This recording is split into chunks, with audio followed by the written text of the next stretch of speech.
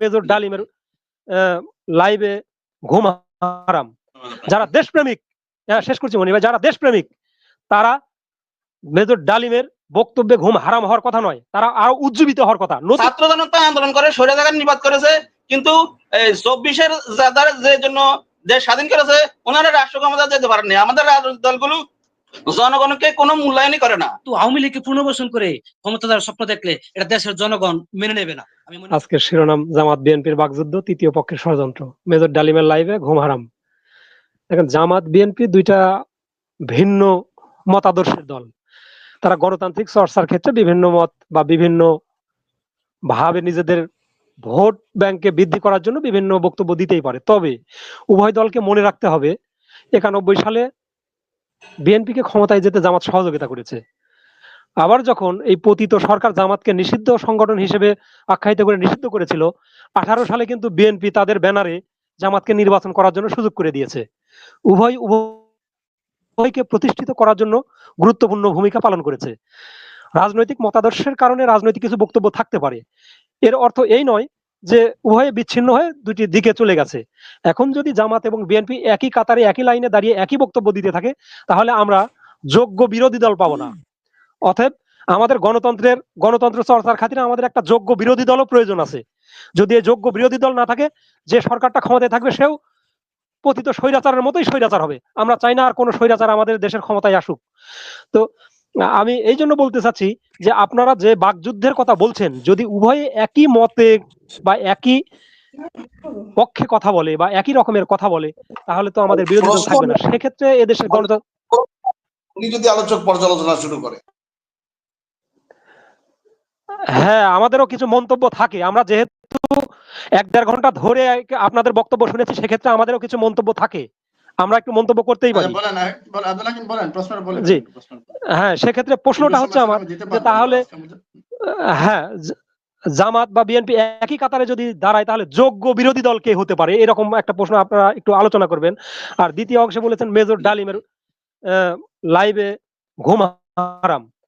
Major, আমার ব্যক্তিগত মত বা আমি যেটা অনুধাবন করেছি তার বক্তব্য থেকে লাইভে এসে, যে উনি দুইটা কারণে এদেশে একটা ঘটনা ঘটিয়েছেন। একটা হচ্ছে দেশপ্রেমে উদ্বুদ্ধ হয়ে, কারণ 71 সালে যে 7টা চুক্তি করা হয়েছিল ইন্ডিয়ার সঙ্গে, সেটা সম্পূর্ণরূপে দেশ বিরোধী। সেই দেশের পক্ষে, দেশের স্বাধীনতার জন্য দেশকে ভালোবেসে নিয়ে কুটা করেছেন। আর দ্বিতীয়ত, স্ত্রীর প্রেমে উদ্বুদ্ধ হয়ে স্ত্রীকে বাঁচানোর জন্য উনি এই কুটা ঘটনা ঘটিয়েছেন। যারা দেশপ্রেমিক, শেষ করছি মনি ভাই, যারা দেশপ্রেমিক তারা মেজর ডালিমের বক্তব্যে ঘুম হারাম হওয়ার কথা নয়, তারা আরো উজ্জীবিত হওয়ার কথা। নতুন নতুন ডালিম জন্ম নেওয়ার কথা এদেশে।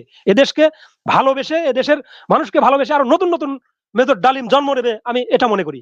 ধন্যবাদ মনি ভাই আমাকে সময় দেওয়ার জন্য। সালাম।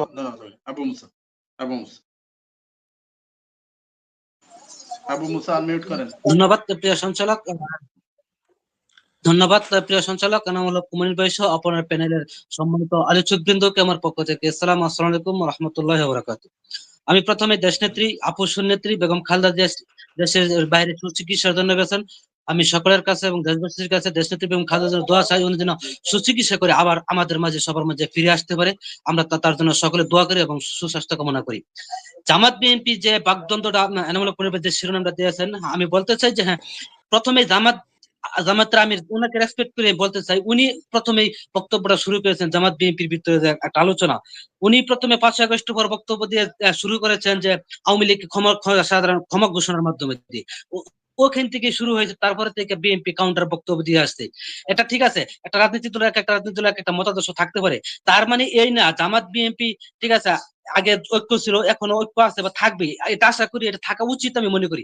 তার মানে এই না যে আপনি আওয়ামী লীগকে পুনর্বাসন করে ক্ষমতা লোভ দেখে, ক্ষমতা যাওয়ার স্বপ্ন দেখবেন। ঠিক আছে, জনগণের ভোট দিলে ক্ষমতা যেতে পারে জামাত বিএনপি, এতে কোনো সমস্যা নাই, ঠিক আছে। কিন্তু আওয়ামী লীগকে পুনর্বাসন করে ক্ষমতা যাওয়ার স্বপ্ন দেখলে এটা দেশের জনগণ মেনে নেবে না আমি মনে করি। মনির ভাই। জি, ওয়ালাইকুম সালাম। বিষয়টা হচ্ছে, দেখেন এখানে যে বিষয় আপনারা আলোচনা করতেছেন, দেখেন বিএনপি জামাতের বিষয়টা একদম স্পষ্ট ক্লিয়ার।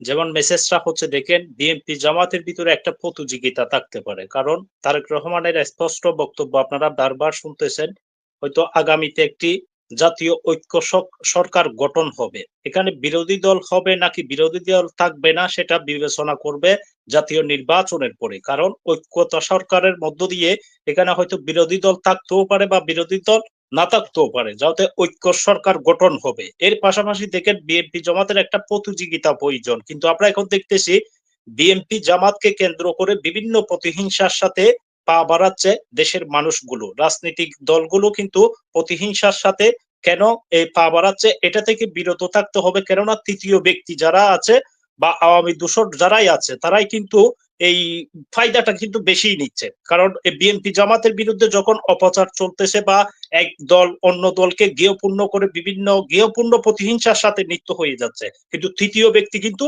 এটাতে কিন্তু অনেকটা সুযোগ নিচ্ছে দেশের মানুষকে আতঙ্কিত রাখার জন্য বা দেশের মানুষের কাছে বিএনপি জামাতকে বা গেয়পূর্ণ করার জন্য তৃতীয় যে কোনো ব্যক্তি এখন মানে মাথা ছাড়া দিয়ে ওঠার জন্য নতুন করে উদ্যোগ নিচ্ছে, কিন্তু এটা থেকে আমাদেরকে কিন্তু বের হয়ে আসতে হবে। ধন্যবাদ। জি, ধন্যবাদ আপনাকে। শরীফ সাহেব আনমিউট করেন, কোনো প্রশ্ন থাকলে বলেন। শরীফ। আসসালামু আলাইকুম রাহমাতুল্লাহ। ওয়ালাইকুম আসসালাম। আতঙ্কিত রাখার জন্য বা দেশের মনির ভাই, জি হ্যাঁ, আমার একটা প্রশ্ন হচ্ছে, বাংলাদেশে সংস্কার করবে তো সংস্কার হয়, তো সংস্কার করার জন্য তো একটা নির্দিষ্ট সময়সীমা থাকা দরকার। সংস্কার করবে কতদিনে, আর সংস্কারটা করতে কতদিন সময় লাগবে, আর সংস্কার পরে নির্বাচন কবে দিবে? আর জামাত বিএনপির যে দ্বন্দ্বের কথা বলতেছেন মনির ভাই, জামাত এবং বিএনপির বিষয় না, বিষয় হচ্ছে যে এখানে বাংলাদেশের তৃতীয় একটা পক্ষ, যেটা সরাসরি লিপ্ত, যারা এখন বুঝতেছেন না আপনারা, তো খুব শীঘ্র বুঝবেন ইনশাআল্লাহ। আমরা আপনাদের দীর্ঘ 2012 সাল থেকে সোশ্যাল মিডিয়ায় যখন ইউটিউব চ্যানেল, টিভি চ্যানেল যখন থেকে বেশি হয়ে গেছে, সবসময় দেখতে দেখতে আমরা খবর নিয়ে পড়ে থাকি। তো বিচার বিশ্লেষণ, আপনাদের যে মেহমান আসে ওনাদের কথা শুনে, রাজনৈতিক নেতাদের কথা শুনে আমরা অনেক কিছু শিখেছি, অনেক কিছু জানার আমাদের সুযোগ হয়েছে। ডিসকানেক্ট হয়ে গেছেন। মনোয়ারুল। জি, আসসালামু আলাইকুম। আনমিউট করে প্রশ্ন করেন। ওয়ালাইকুম আসসালাম। জি, ওয়ালাইকুম সালাম ভাই, বলেন। মিউট করে দিয়েছেন ভাই, মিউট করে দিয়েছেন, আনমিউট করেন। আচ্ছা, ঠিক আছে। মনি ভাই একটু ছুটি নিব, অসুস্থ। আমার প্রশ্ন হলো যে আমরা বিএনপি জামাত যেই ক্ষমতায় আসুক সমস্যা নাই, আমাদের প্রশ্ন হলো আমরা ভারতের কোনো আধিপত্য এই দেশে মাইনে নিতে চাই না এবং ভবিষ্যতেও চাবো না। আমাদের একটাই, যেই ক্ষমতায় আসুক যাতে আমরা ভারতের দালালি না করি, এইটাই আমার প্রশ্ন। সবার কাছে এইটাই আমার প্রশ্ন, যে আমরা যাতে ভারতের দালালি না করি, যেই আসুক, বিএনপি আসুক আর জামাত আসুক, কোনো সমস্যা নেই, যাতে ভারতের আধিপত্য। ধন্যবাদ, ধন্যবাদ, ধন্যবাদ আপনাকে, ধন্যবাদ, বুঝতে পেরেছি আপনার কথা। মনি ভাই ছুটি নিব। জি, ধন্যবাদ।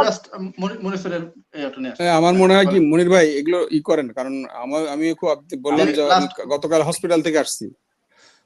গত রাতে আমি হসপিটাল থেকে আসছি। ছোট করে বলবো। জি, ধন্যবাদ এনাম ভাই এবং বিজ্ঞ আলোচকবৃন্দ, আসসালামু আলাইকুম। আমরা গত 54 বছর মুক্তিযুদ্ধের অনেক গল্প শুনেছি, কিন্তু ভারত যে আমাদের দেশ থেকে 16,000 কোটি টাকার সম্পদ নিয়ে গেছে, স্বাধীনতা ঘোষণার 2 দিন আগে বুদ্ধিজীবীদের হত্যা করেছে, এই কথাটা আমাদের রাজনৈতিক দলগুলো কেন বলে না এত বছর? এই কথাগুলো কেন ওনারা গোপন রেখেছেন? 71 সালে আমাদের রাজনৈতিক দলগুলো যেমন ভূমিকা রাখতে পারে নাই, হাসিনুর সাহেবের মতো বীর মুক্তিযোদ্ধারা দেশ স্বাধীন করেছেন কিন্তু রাষ্ট্র ক্ষমতায় অধিষ্ঠিত হতে পারেননি। 2024 সালে তেমনি রাজনৈতিক দলগুলো ব্যর্থ হয়েছে, ছাত্র জনতা আন্দোলন করে স্বৈরাচার নিপাত করেছে, কিন্তু 24-এর যে জন্য দেশ স্বাধীন করেছে ওনারা রাষ্ট্র ক্ষমতায় যেতে পারেননি। আমাদের রাজনৈতিক দলগুলো জনগণকে কোনো মূল্যায়নই করে না। আমরা প্রবাসীরা দেখেন কোটি কোটি ডলার বাংলাদেশে পাঠাচ্ছি, কিন্তু প্রবাসীরা কোন রাজনৈতিক দল প্রবাসীদের জন্য কোনো ভূমিকা পালন করে না, এই পর্যন্ত সবাই অবহেলিত। অথচ আমরা জিডিপির প্রায় 15 থেকে 20% অবদান রাখতেছি। তাহলে আমাদের জনগণ কার কাছে দেশকে নিরাপদ মনে করবে?